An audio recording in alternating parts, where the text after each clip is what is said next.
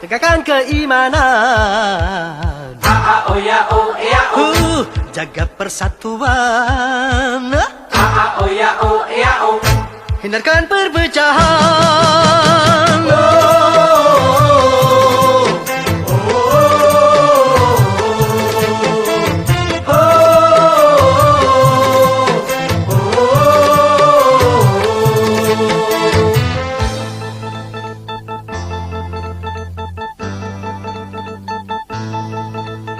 Deru perubahan menggema menggelora sebagai tuntutan dan juga kebutuhan.